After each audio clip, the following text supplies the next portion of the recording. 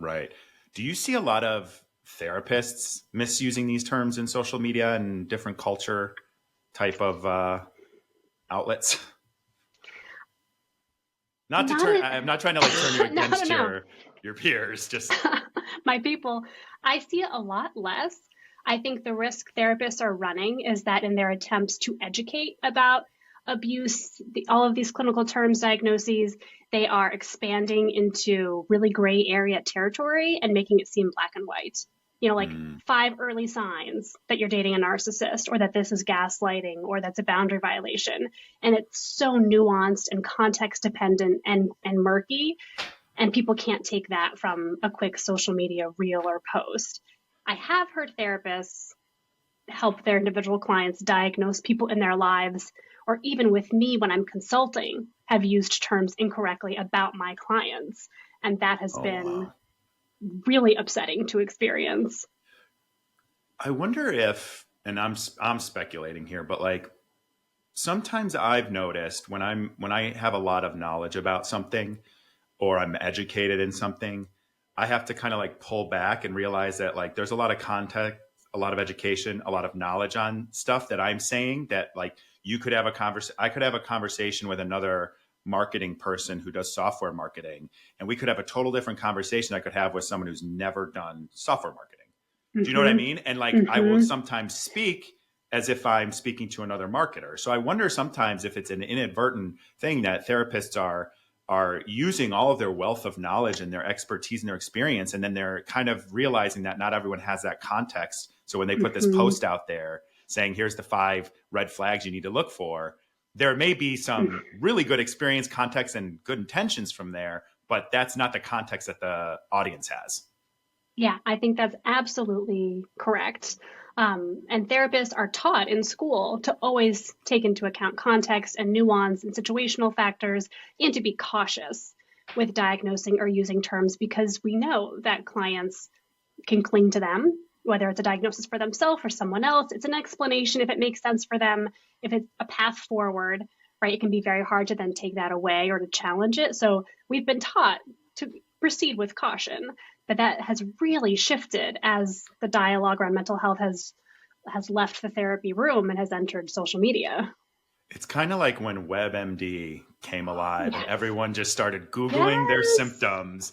And now you go to your doctor and Yes. you tell your doctor what you have. And They're you like, tell your doctor what medication you need to get better. You tell your doctor what surgeries you yes. need, or, excuse me, you self diagnose yourself. And now it Yeah. seems like that's spread into the mental health field. Yeah. I think so. I think that's exactly it. And it's totally understandable. Like, I have certainly WebMD'd and found all sorts of Me really too. improbable explanations for what I'm experiencing, only I to should find be out dead by now with all the stuff I found out about myself. you've had everything and you keep surviving.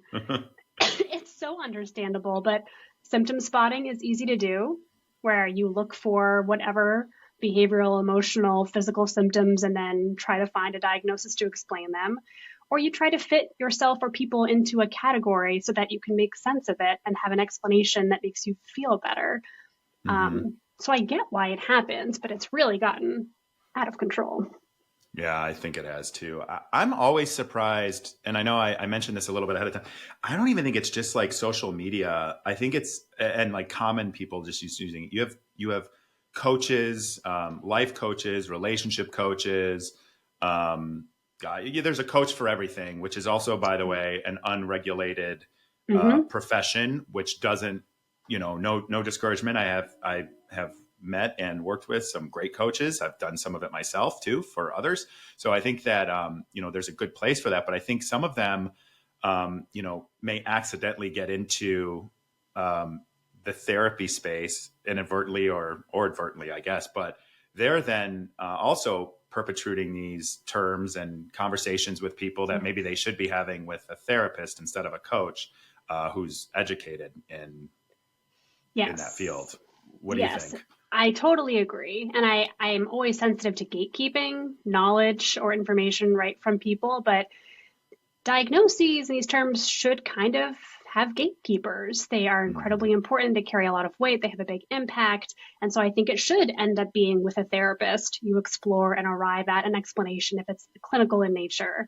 And I always think about, and I start the book with explaining when I was in grad school, I self diagnosed and diagnosed Mhm. everyone else with everything. And there is such ignorant confidence that people have when they first read about a disorder or a term of like, I know what it means. Here's what it looks like. I can find it. I can name it.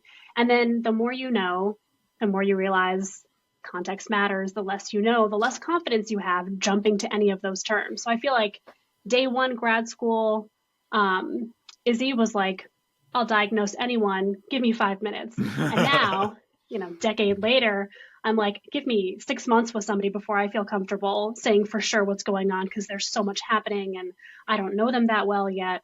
But everyone else, if you're not in grad school, you're at day one. And so you do feel really confident, even though you shouldn't feel very confident.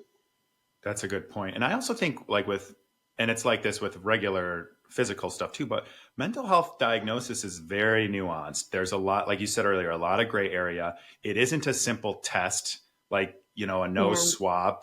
Like I got to find out that I had the flu.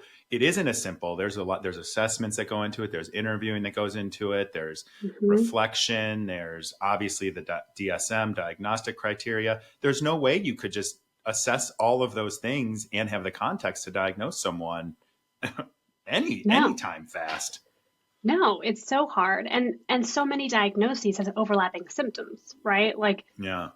disrupted sleep is a part of almost every diagnosis. So you can take that one and cherry pick and put together a diagnostic picture, which may or may not be accurate.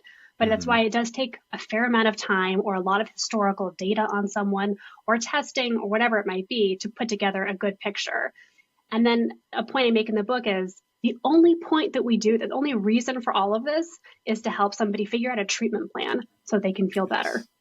It is not just to explain or justify or accuse. Like it's to help people get better or to know more about themselves. And I think we've lost sight of that too.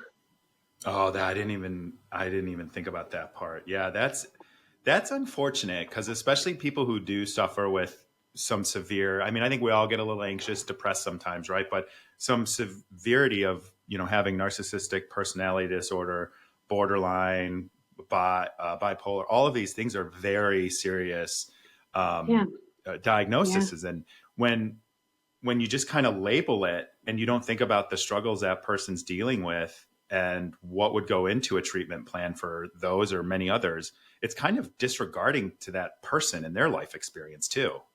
oh, absolutely. Because, for example, somebody with borderline, like I say in the book, if they could wave the magical therapy wand and wake up and not have borderline personality, 100% of them would do that. They are suffering. They are not having a good time with this. And so to casually or accusatorily call someone borderline because of something that, is not actually representative of that disorder, it's harming the person who really has it and is trying hard to fix it and is struggling. Um, and And then there are that's like, certain, oh, go ahead. no, I was just going to say that's also not like you can maybe find some like cures for anxiety with a medication or depression with medication. Some of these disorders, it seems like the ones that get thrown around the most are the ones that people have to work on every single day for their whole life. And yes, that's what makes me kind of sad when those things are thrown around. yes. Yeah, they're persistent and they can be managed, right? And some of them can be, cured to a degree, I should but have said managed, not cured. You're yeah, right. yeah, yeah. No, I mean, they require lifelong management with therapy or meds, whatever treatment plan you pursue. But again, it's this idea that if we see it and label it and accuse the other person, that somehow that is It's a helpful. release. It's Yeah. almost like the opposite because, like, I know when I was finally kind of like diagnosed with depression, it it took a load off. It's like, Yeah. oh, That's there's what it not is. something wrong with me. And when I Yes. accepted it, because I did not accept it for a long time. It's like, nope, that ain't me. But I think it kind of takes a load off. It gives you almost that path forward or that opportunity for Yeah. a treatment path. And then it's being used in this way to just be accusatory, to justify or validate your feelings of being hurt or whatever.